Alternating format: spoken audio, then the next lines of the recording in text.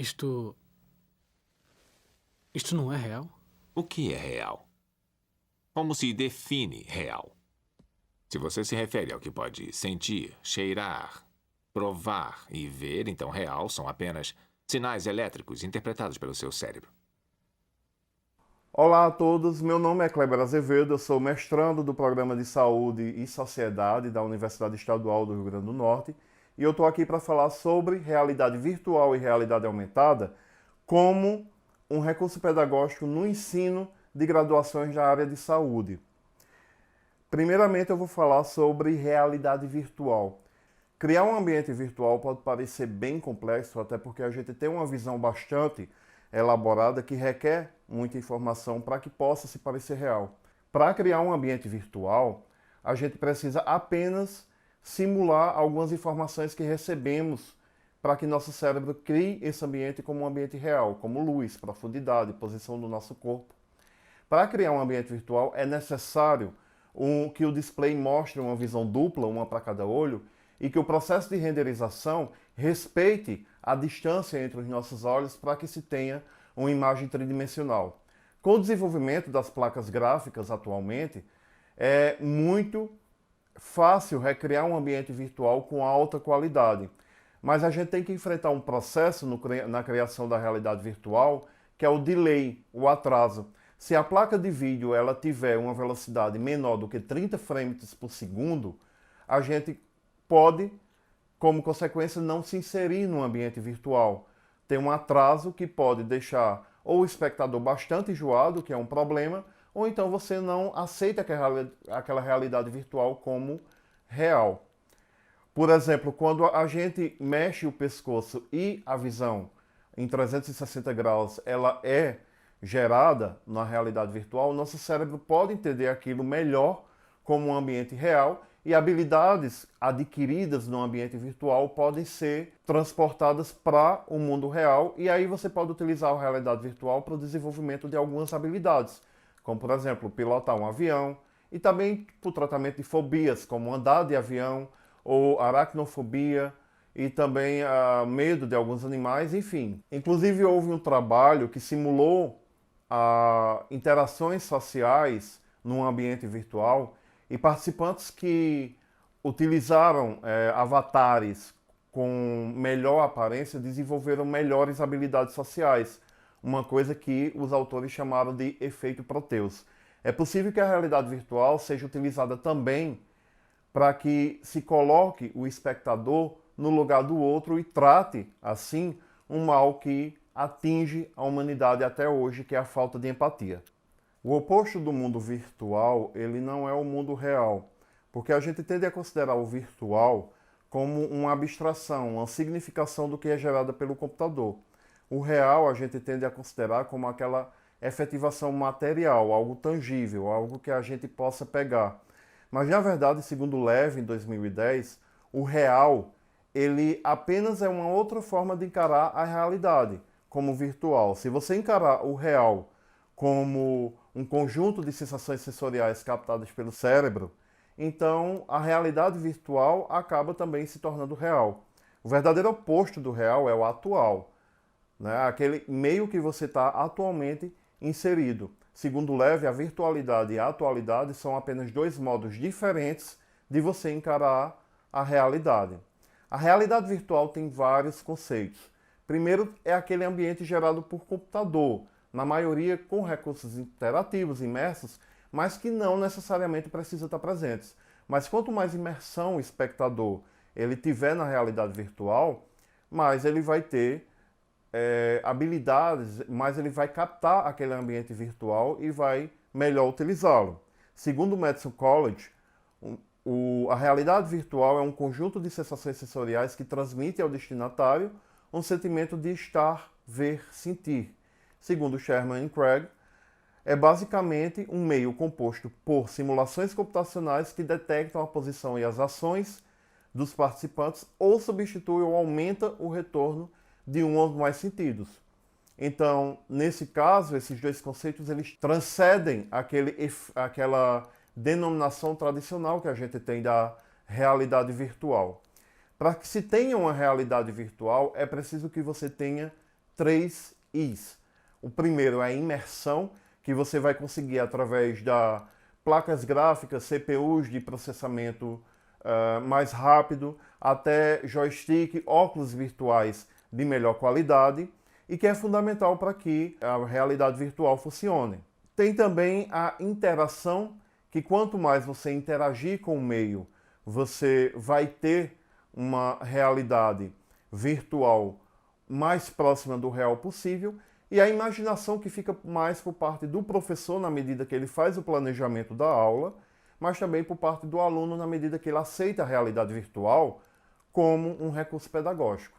Como dispositivos, a gente tem desde o Google Cardboard, que é o mais simples e que ele não dá uma imersão tão realista quanto os óculos mais modernos, passando pelo VRBox ou similares, um dispositivo que é extremamente barato, ele é R$ 75, mas que também não dá uma imersão tão real, e também o Oculus Rift, que além de estimular a visão, também é capaz de estimular o tato. Não é? O problema do Oculus Rift, que além de uma CPU de alto processamento que ele precisa, ele custa um preço bem inacessível para a maioria das pessoas, de 3 a 10 mil reais, os mais modernos, os melhores. Também tem alguns dispositivos que podem simular, inclusive, peças cirúrgicas para deixar um ambiente de uma realidade virtual que, por exemplo, simule um centro cirúrgico um pouco mais real. Como exemplo de realidade virtual, existem vários modelos na internet, mas eu escolhi aqui compartilhar com vocês o ShareCare VR, que pode ser acessado, o Steam pode ser baixado de graça e o jogo pode ser adquirido, mas ele só vai funcionar com óculos Rift ou alguns óculos de modelos similares. O programa ShareCare ele disponibiliza no computador, para quem quiser baixar, esse aplicativo de realidade virtual em anatomia. Você pode escolher, por exemplo, um corpo e separar ele em sistemas e em órgãos. Por exemplo, aqui separou em sistema músculo-esquelético, osteomuscular, sistema linfático, sistema sanguíneo. Você pode, inclusive, aumentar essa realidade, se você quiser estudar um órgão específico, como por exemplo o coração, e ter ele numa visão tridimensional. Daí você ganha muito nos aspectos de recursos pedagógicos para aproveitar. Você tem uma visão tridimensional, foge um pouco daquela visão bidimensional que a gente tem no Atlas. Você pode escolher vários elementos que você quer estudar, como pequena e grande circulação, relações anatômicas com as válvulas, e você pode aumentar, inclusive, e estudar estruturas microscópicas. Aqui, por exemplo, ele está dentro do coração, a gente tem uma melhor visualização das estruturas dos músculos trabeculares, do funcionamento da válvula da artéria pulmonar, da posição anatômica em relação à válvula tricúspide, e aí você tem uma imersão no meio que você não teria no ensino convencional, num Atlas bidimensional. E aí, como a imagem mais realista, em tempo real, ela auxilia muito no estudo de uma área como, por exemplo, anatomia. Outra realidade virtual também disponibilizada na internet são realidades virtuais onde você simula um ambiente de bloco cirúrgico. Por exemplo, nesse caso, nesse exemplo, ele está simulando um exemplo de cirurgia de artroplastia. Daí ele próprio vai dar comandos, excelente para o desenvolvimento não só do mais óbvio, como cirurgia ortopédica, mas também você pode utilizar até para treinar o aluno da graduação na inserção de um ambiente que, além de cara, é insalubre, como um bloco cirúrgico. Você pode fazer incisões, uma incisão paramediana, separar a pele, expor a fáscia, e aí você tem uma demonstração que não é 100% a realidade, mas você já pode desenvolver habilidades que você transfere para o mundo real, sem necessariamente estar expondo um paciente ou até o próprio aluno a um ambiente cirúrgico. Outro exemplo de um aplicativo onde você pode desenvolver técnicas de anamnese, até mesmo de relação médico-paciente, como um consultório médico, onde ele vai te dar informações em tempo real da anamnese. Você pode utilizar essas informações para determinar uma hipótese diagnóstica, traçar condutas e, ao mesmo tempo, ter bastante informação sobre determinadas patologias em tempo real, com a vantagem de se estudar a hora que você quiser, desde que você tenha o material disponível. Já a realidade aumentada, ela é um pouco diferente da realidade virtual. No caso da realidade aumentada, ela não é sinônimo de realidade virtual, apesar de utilizar muitos dos recursos da realidade virtual. Na realidade aumentada, você tem a transformação, o aumento, daí o seu nome, ou a complementação de uma percepção e a interação do usuário com o mundo real. Você não é inserido num ambiente virtual. Você tem apenas como virtual aquele determinado objeto que você está tentando estudar. Para quem se lembra, um bom exemplo de realidade aumentada é o jogo Pokémon GO, que você teria o Pokémon num ambiente real, mas tem um objeto virtual que não existe. O bom da realidade aumentada é porque você pode utilizar um dispositivo que todo mundo tem, como um smartphone ou um tablet, mas que também a realidade aumentada, aquelas de melhores qualidades, ela pode ser usada também, um óculos especial para realidade aumentada. Como exemplo, esse aplicativo de realidade aumentada para o estudo de anatomia, você pode utilizar um óculos para estudar anatomia em tempo real e através de hologramas, mas sem deixar de abrir mão do ambiente real que você está inserido. Você pode, por exemplo, selecionar um pulmão e, a partir dele, ter também, em tempo real, informações, não que vá substituir o livro, mas que vai te dar informações em tempo real sobre determinado órgão ou estrutura que você está querendo estudar. Você pode separar os ossos do crânio, estudá-los. Pode também estudar, por exemplo, cortes tomográficos de um cérebro, estudar a neuroanatomia. E na realidade virtual, você pode, ao mesmo tempo que está com um objeto virtual, você não abre mão do atlas, ou do livro de anatomia, ou do livro que você está tentando, que você está utilizando, ou até mesmo do caderno, não é? Até porque na realidade aumentada você não tem uma separação do meio atual, você tem o meio real, o meio atual que você está inserido, mesclado com a realidade aumentada. Um exemplo que eu achei para compartilhar com vocês foi essa plataforma de ensino na saúde, o MedRoom, uma plataforma de ensino em saúde com realidade aumentada, onde eu baixei alguns exemplos de atlas de anatomia, e esse aplicativo que você pode baixar no celular, que é da agência Primeira Página, onde você faz um escaneamento da página impressa. Esse vídeo eu gravei do meu próprio celular. Eu utilizei o meu celular e eu estou mostrando para vocês as 3 folhas impressas que eles disponibilizam na plataforma MedRoom Realidade Aumentada e mostrando também, dando um panorama do cenário que é o meu quarto.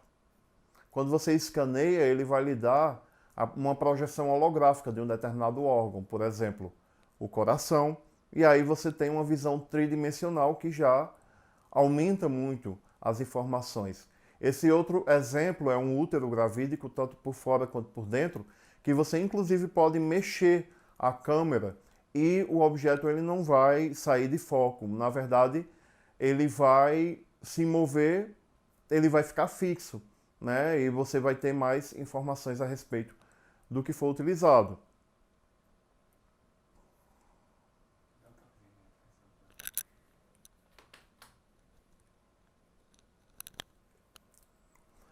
Eu coloquei a mão aqui na minha frente só para mostrar que a realidade aumentada ela desaparece na medida que você coloca um objeto na frente dela.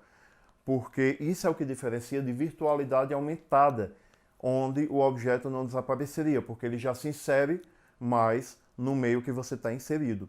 E é aí que a gente tem o conceito de realidade mista, ou contínuo de virtualidade, proposto em 1995 por alguns autores, que eles disseram que no extremo esquerdo a gente tem um ambiente atual, no extremo direito a gente tem a realidade virtual, onde você é totalmente inserido no meio virtual, mas no meio você tanto tem a realidade aumentada, onde você tem um objeto que é estudado, mas ele está em relação com o meio real, quanto a virtualidade aumentada, que esse objeto ele já se aprofunda mais e ele tem relação com os objetos do mundo real que você está inserido.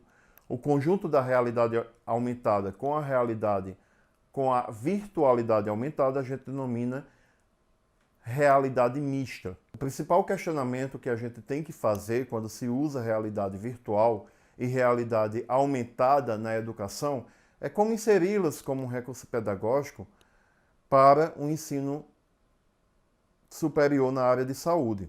Aparentemente, a realidade virtual e a realidade aumentada é muito adequada para o treinamento prático, até porque habilidades que você desenvolve podem ser transportadas para o mundo real. A motivação é particularmente quando essas atividades elas acontecem num ambiente muito caro ou que apresenta riscos para a saúde, como por exemplo um bloco cirúrgico ou até mesmo um ambiente como um acidente automobilístico no meio da estrada.